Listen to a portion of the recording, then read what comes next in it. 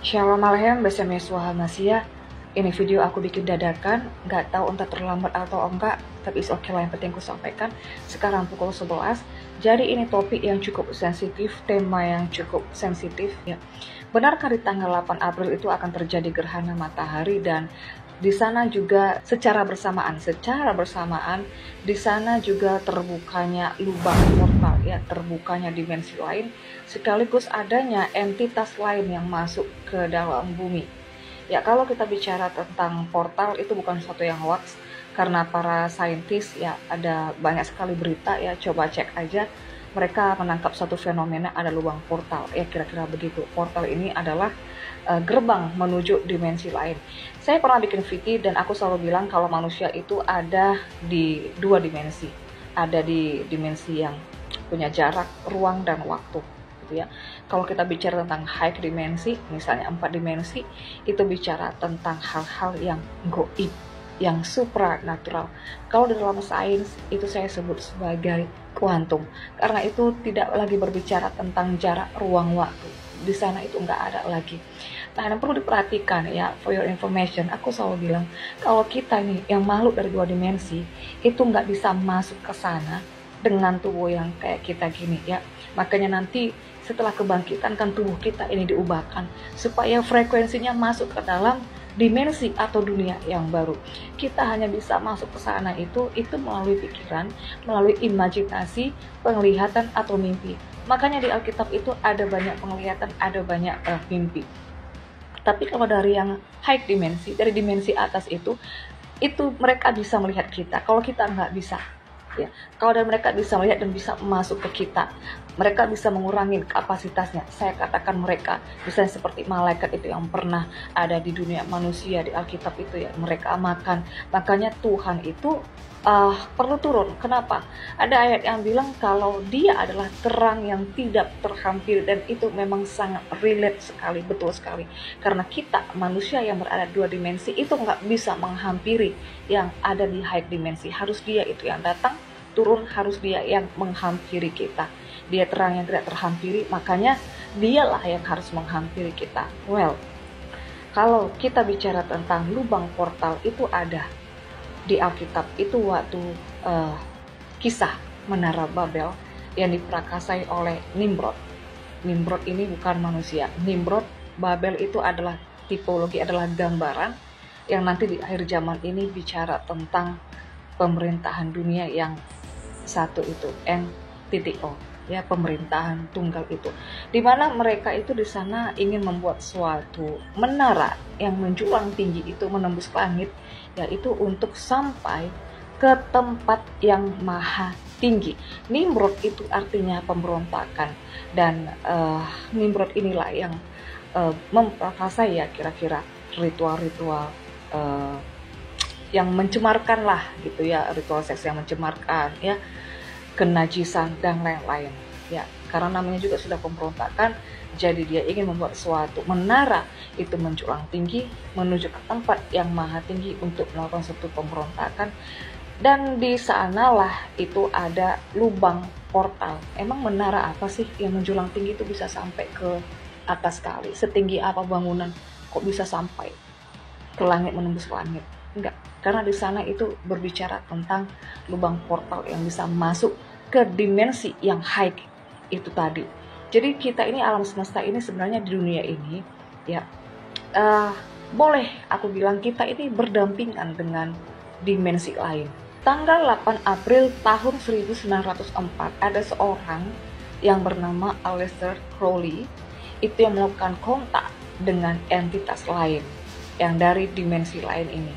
Kalau kita orang agama kita sebut itu adalah ya iblis ya.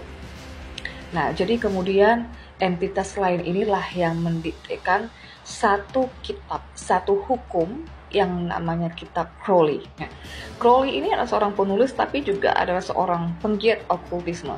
Jadi dia ini dijuluki Beast 666. Dan dia mendirikan satu agama itu namanya agama Telema. Telema ini ada di Alkitab ya, itu sebentar aku lihat. Ya, telema ini contohnya kayak di 1 Markus 15 ayat 9 ya. Jadi Pilatus itu bertanya ya kepada orang-orang di situ ya, apakah kalian menginginkan atau menghendaki ya supaya kubebaskan raja orang Yahudi ini? Di sana ada wish you ya bahasa Inggrisnya, telete itu dari telo. Nah ini telema itu ada di Alkitab ya. Nah jadi si Crowley ini memberikan agama telema dan kitabnya ya, hukum kitab itu diinspirasikan dari entitas lain ini atau si IBLIS itu tadi. Ya, jadi telema ini artinya kehendak, keinginan. Jadi agama telema ini kira-kira isinya lakukan apa yang kau inginkan, lakukan apa yang kau kehendaki. Ini kayaknya beti-beti lah 11-12 sama ajaran Hyper Grace KW ya. Jadi karena sudah ditebus, makanya ya terserah suka-suka. Roh itu kuat, daging itu lemah, nanti daging yang binasa, roh itu akan diselamatkan. Tuhan tahu kelemahan kita. Kalau sudah berulang-ulang ya, dengan dosa-dosa yang itu saja, sudah bergumul, sudah nangis-nangis atau segala macam, itu tidak bisa dilepaskan, tidak bisa diubah. Itu bukan kelemahan, itu keterikatan. Ya, apa yang diikat di bumi itu juga diikat di surga. Ya, itu bisa ke situ larinya. Jadi kalau misalnya itu sudah keterikatan dan tidak dilepaskan sampai mati begitu terus, itu artinya bukan orang pilihan. Jadi kayaknya agama telema ini ya 11-12 samalah ajaran ini. Hyper Grace KW ya.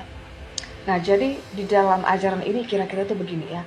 Cinta itu adalah hukum ya. Cinta itu di bawah kemauan. Setiap wanita dan pria itu adalah bintang. Lakukan apa yang kau kehendaki, lakukan apa yang kau mau ya.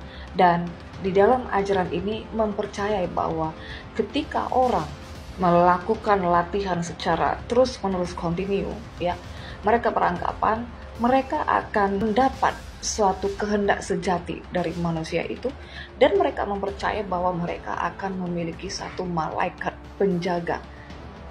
Tetapi malaikat penjaga ini itu mereka katakan si Satan ini gitu, iblis ini ya. Dan yang anehnya itu ada seorang biarawan dari abad 16 itu yang menginspirasi si Crowley ini. Dan biasanya biarawan ini dari mana ya, dan perhatikan ya, ini ada benang merahnya. Dan di dalam ajaran telema, agama telema ini, mereka juga mempercayai 3 dewa Mesir. Tadi biarawan itu ada mendukung, dan dalam praktek agamanya ini juga ada mempercayai 3 dewa. Yang ini sebenarnya adalah dewa Mesir. Nuit, Hadid, Rahor, Kuit. Yang pertama itu mewakili dewa penciptaan, yang kedua itu yang mewakili hal-hal yang bergerak, waktu gitu ya. Yang ketiga itu mewakili matahari, bagi-bagi tugas. Kok jadi mirip ada Allah yang bagi-bagi tugas. Well, apa yang mau aku sampaikan? Gerhana matahari nanti itu katanya ketika entitas lain itu masuk ya, ketika lubang portal itu terbuka, bahwa orang-orang yang sudah masuk ke dalam EG ya, aku kasih inisial EG, yang sudah masuk kemari, semuanya ya itu akan melakukan satu misi. Mereka akan bekerja sama, mereka akan mengadakan kontak juga dengan si Satan ini ya, untuk visi misi tentang pemerintahan yang satu itu.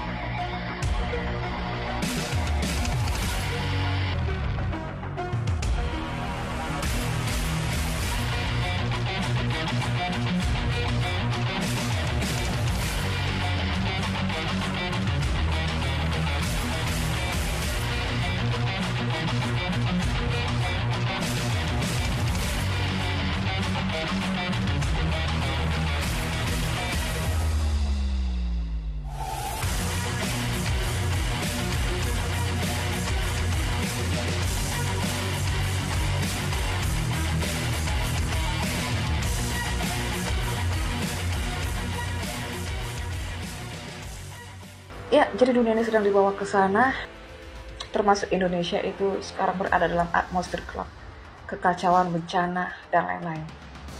Banyak-banyak berdoa.